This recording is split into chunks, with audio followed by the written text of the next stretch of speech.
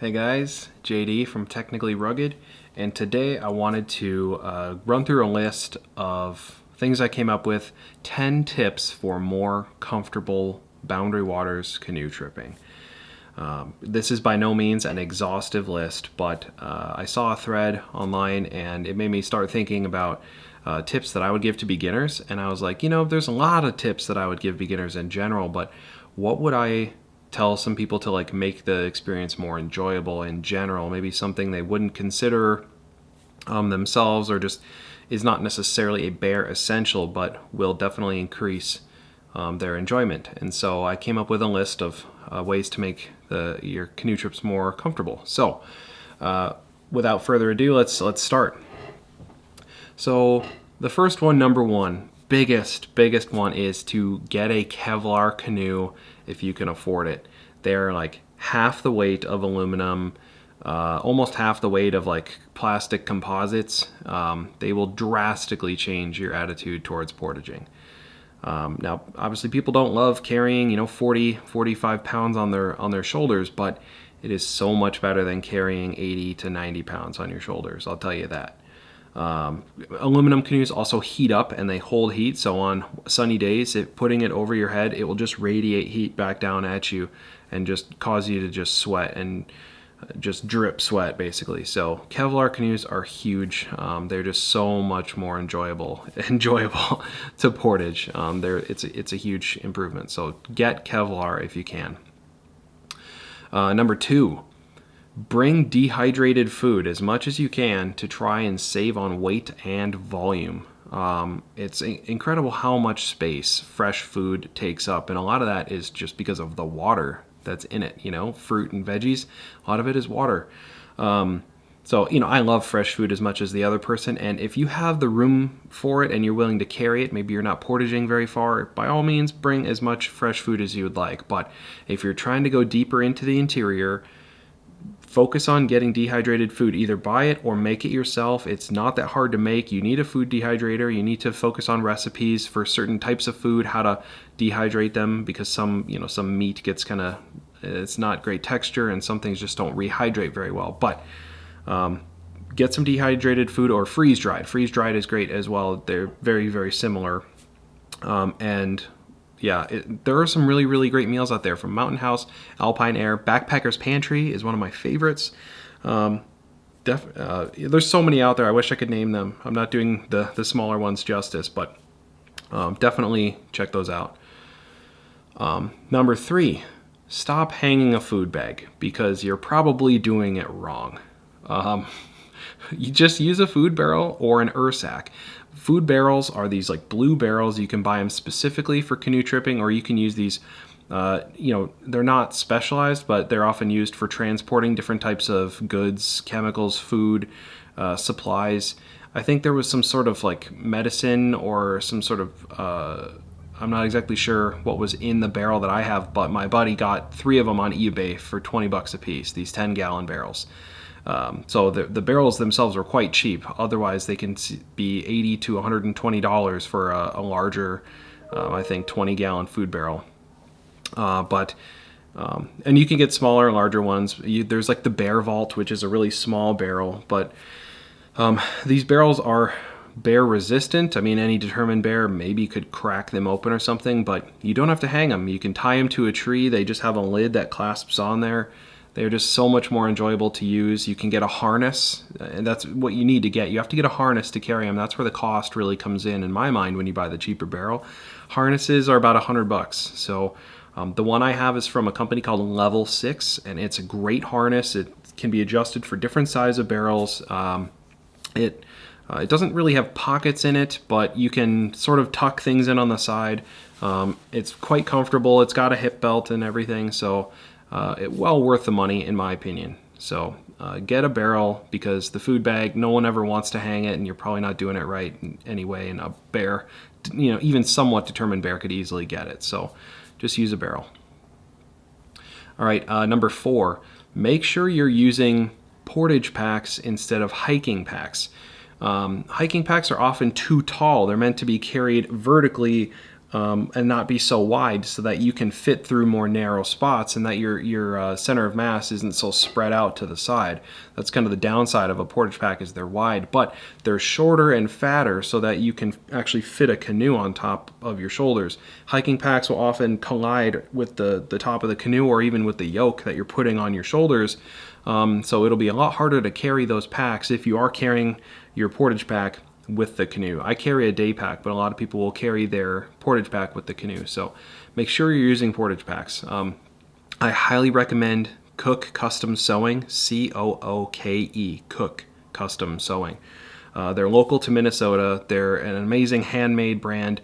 Their packs are somewhat expensive. I have the CCS Guide pack, but it is so worth it. It's about the same price that you would pay for China-made packs that you can get at REI that are probably not bad, and I've read good things about them. I know that they last a fairly long time, but supporting a local brand for people who go to the Boundary Waters and love it and are willing to stand by their product and work with you, make changes to them, fix them for a small price increase. I can't say enough good things about my CCS packs, and I will continue to look to CCS for any future portage pack needs. And they also make tarps and a bunch of great stuff, but definitely look at their hybrid guide pack. Number 5, map and compass is, in my mind, required for a Boundary Waters trip, but GPS makes life so much easier. If you have a GPS, or if you have a satellite communicator, like a Garmin InReach that has GPS built in, just use the GPS. I have a map with me at all times with a compass. I know how to use it and find my bearings and figure out where I'm at. Some areas are quite confusing with many islands and landmarks that are hard to distinguish from one another. That's where using a map can be somewhat difficult. With a GPS, it's a lot easier. And Garmin has Boundary Waters maps that need a little bit of updating, but overall, updating in terms of campsites and maybe the portage locations if they've been moved or something, but the actual placement of the islands and all the terrain, and they even have water topology so you can see the depths in certain areas. They're super useful, and I use that. It's clipped onto my PFD, and I literally will just flip it up and navigate with the buttons from there and figure out where I'm at, and use that as my heading. I rarely ever have to refer to the map. I will occasionally for campsite or portage locations, but the GPS has been reliable enough for me in many different instances. So have a map and a compass as a backup, but GPS will make your life a lot easier if you're willing to spend the money. Number 6, bring a portable chair out. This is maybe my second or third most important thing for me specifically. Bring a packable chair, like a Flexlite or a Helinox. Companies like Big Agnes make them. You can get them from these other cheaper brands as well that I don't even recognize the names of, but you could paddle all day and get to camp. And do you really want to sit on a log that's rounded? I mean, your butt has to curve to that. You don't have any back support. Well, if you get these chairs, you just kind of slump into them and you get nice back support. You can even get taller back chairs as well, some even with armrests if you're willing to do that. They're a lot lighter than those cheap like car camping chairs. Those, I have some, they were like $40-50, but they weigh 10 pounds. So they're with cup holders and everything. Those aren't for the Boundary Waters. Leave those at home. I'm talking about chairs that are like 1 pound, 2 pounds, maybe 3 pounds, and they pack down into this, the size of like 2 1-liter Nalgene bottles stacked on top of each other, maybe. Those will change your life. Seriously, you get to camp and you just want to, you sit, you plop it down, you can move it into the shade. That's something you can't do with a log most times. So yeah, the chairs are probably my personal number 1 luxury item. I will always have one. My chair broke on day 2 of day 9 on the trip I did with some guys this year, and I had to improvise a couple different options. Use my canoe seat, put it on top of a log, put a portage pack behind me so I could have some actual backrest. It was a bit of a struggle having that chair and then having it break on the trip. So yeah, heck, I mean, I might even bring a backup of a chair, or at least what broke was the cloth part, the seat that you sit in, not the poles. The pole punched through, so I may just bring an extra seat with me in the future. because that is a crucial luxury item for me. All right, number 7, skip the foam sleeping pad and just get an inflatable one. The foam sleeping pads, in my mind, would have to be somewhere like 3 to 4 inches thick to truly be even somewhat comfortable sleeping on the ground. And they are huge rolled up like that, or folded. Some of them fold, but they're just huge for that, and they're quite heavy. So most of the stuff people bring is like 1 to 2 inches thick. Just get an inflatable pad. Some of them have like a foam layer that kind of adds a little bit of squishiness to them. Mine is the Thermarest NeoAir X-Therm, and it packs down pretty small, probably the size of a Nalgene, a little bit taller, and weighs a little over a pound. So it's an extremely good pad. It's very, very warm. It's a little crinkly, but it's very warm. The R value is somewhere like in the upper 5s. So it's good down to 0 degrees Fahrenheit. Even more if you have a good pad or a good sleeping bag. So get a good inflatable pad. Just deflate it a little bit. You never want to inflate it fully, in case you didn't know. And thinking about more comfortable tripping here, inflate it all the way, get on the ground, lay on top of it, and you should have a valve you can mess with sometimes. Let a little bit of air out such that your body can actually, the pad conforms to the bend of your back, with your butt and your back and your lumbar and all that stuff. You shouldn't be touching the ground laying on your back, ideally not on your side either. That's the best way to go about it. You never want to sleep on a fully inflated pad. So, a little pro tip for you. All right, number 8. If you're planning on having a fire, which most people are, bring a saw. Bring a saw so you're not that guy going into the woods and coming back with these pine tree branches that just have needles everywhere, and you just leave them all over the camp. I can't tell you how many campsites I've showed up to that just had this garbage firewood all over the place. These wet, broken off branches of trees, these dry broken off branches, but coated with pine resin. Again, just needles all over the camp. These broken branches, people didn't have a way to actually cut their wood. Even just small wrist size wood, if you want to just saw that up and not even mess with these bigger logs. It's so much better to have even a small saw, even a folding saw, or like the Sven saw, I think is like $20 that you can get, and it folds down to just a small bar. So definitely look into getting a saw. I have a Silky Gomboy 240. It's a folding saw. It cuts like butter for the most part, and it's invaluable for cutting wood. Also, we bring an axe to split the wood down, so it's easier to get the fires going, so you don't need to find a bunch of smaller wood, but either way, bring a saw.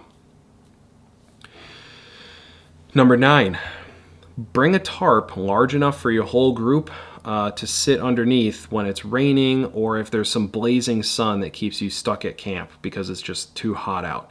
I find that a good size for this is probably a 12-foot by 12-foot tarp.